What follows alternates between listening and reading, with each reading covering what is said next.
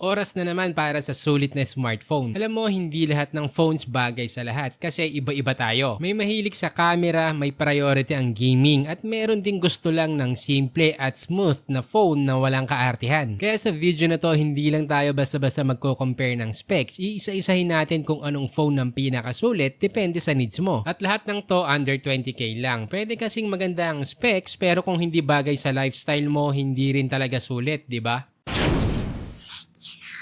Simulan natin sa Tecno Camon Forte Premier. Una, may 6.67-inch AMOLED display with 144Hz refresh rate. Smooth na smooth para sa mahilig mag-scroll at mag-watch ng videos. Plus, may 1600 nits brightness kaya kahit outdoor, visible pa rin yung screen. Powered by Dimensity 8350 Ultimate kaya hindi lang pang basic task. Kaya niyang mag-handle ng gaming, multitasking at heavy apps dahil sa AnTuTu score na 1.4M. May 12GB RAM at 256GB storage. Perfect para sa mga heavy users na maraming apps o mahilig mag-record ng videos. Now, let's talk about the camera. 50 megapixel main, 50 megapixel telephoto, and 50 megapixel ultrawide. Yes, tatlong 50 megapixel. Kaya ang mga photos at videos super detailed at professional looking. Dahil naka Sony sensor at merong OIS, smooth at hindi shaky ang mga shots. Plus, kung ikaw yung taong mahilig mag-selfie, meron tong 50 megapixel selfie camera with 4K video recording. Para naman sa battery, may 5100 mAh na kayang mag-last throughout the day at may 70 watts charging. Bonus pa ang IP68 at IP69 rating, meaning waterproof at dustproof ang phone. Plus pa dyan para sa mga mahihilig mag-music or manood ng videos, may Dolby Atmos stereo speakers for premium sound quality. Bagay na bagay to sa mga taong maaarte in a good way. Yung tipong taong hindi basta-basta nagpo-post ng blurred o low quality na photo. Kung ikaw yung perfectionist na gustong laging sharp, clear at may social na vibe ang bawat photo o video, swak to para sa'yo. Perfect din to kung mahilig kang magkape sa Starbucks at ginagawa mong mini photoshoot ang table mo. Yung tipong inaayos mo isa-isa yung frap, pastry bago mo picturean tapos saka ka palang kakain. O kaya naman mahilig kang mag-travel at gusto mong ma-preserve ang memories mo ng malinaw at maganda, mapa-selfie man yan o scenery. Well, kung yan ang lifestyle mo, paki-comment naman ng Tecno ako. For sure, etong phone na to ang bagay sa'yo at sa presyong 19,999 pesos, sobrang sulit na. Isa pang sulit, under 20k ay yung pinakabagong Poco F7. Meron kang 6.83-inch 1.5K AMOLED screen with 120Hz refresh rate. Kaya smooth at vibrant. Perfecto sa gaming, movies at social media. Mataas din ang brightness up to 3200 nits kaya kahit tirik ang araw, malinaw pa rin ang screen. Sa loob, gamit niya ang Snapdragon 8S Gen 3 na sobrang bihira nating nakikita para sa ganitong presyo. May AnTuTu score na 2 million plus 12GB RAM at 256GB storage. Kaya okay na okay sa heavy games, mag-record ng content o mag-multitasking. Real talk, hindi ito yung camera first pero meron kang 50 megapixel Sony IMX882 sensor with OIS. Isa sa biggest strength ng Poco F7 ay ang battery na may 6,500 mAh capacity. Tapos may 90 watts fast charging at 22.5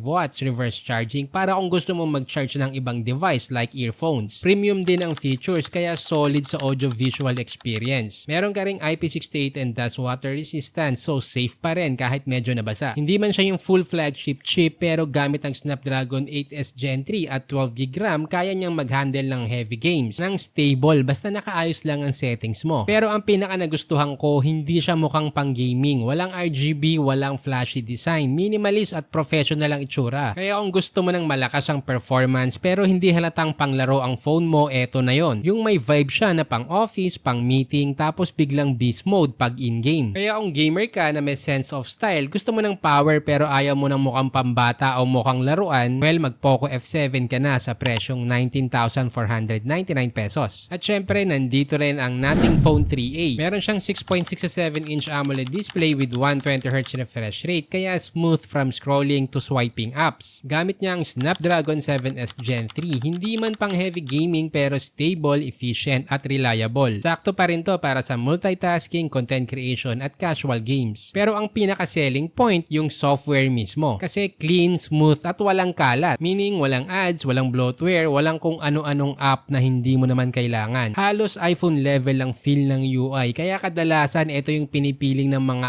iPhone users na gustong mag-Android for the first time. Pagdating sa camera, hindi din bitin. May 50 megapixel main with OIS para sa stable at malinaw na shots. At yung 50 megapixel telephoto niya with EIS pa. May 5,000 mAh mAh battery which is sapat na para tumagal ng isang buong araw at may 50 watts fast charging. Kompleto rin sa basics tulad ng dual stereo speakers at IP64 splash resistance which is enough na protection kung medyo nabasa. Bagay na bagay ito sa mga minimalist. Kung ikaw yung tipo ng user na gusto lang ng malinis na interface, smooth performance at walang kalat sa phone. Kung dati ka naka-iPhone at gusto mong mag-Android pero natatakot ka sa ads, lag at mga unwanted apps, eto na yung safe and premium feeling na choice. Hindi ito yung flashy o pang show off pero kung quality ang hanap mo from display, camera, down to software experience, nating Phone 3a delivers minus the stress. May SRP na 19,990 pesos. Sana nakatulong to para malaman mo kung alin ang tunay na sulit para sa style mo. Kung meron kang kaibigan na naghahanap din ng bagong phone, i-share mo na to sa kanya. Nilagay ko na rin sa description ang official links kung saan mo to mabibili. Meron din kaming exclusive FB group na smartphone tips kung saan personal ka naming tutulungan pumili ng best smartphone for your budget. At kung nakatulong sa'yo ang video na to, mag-subscribe ka na.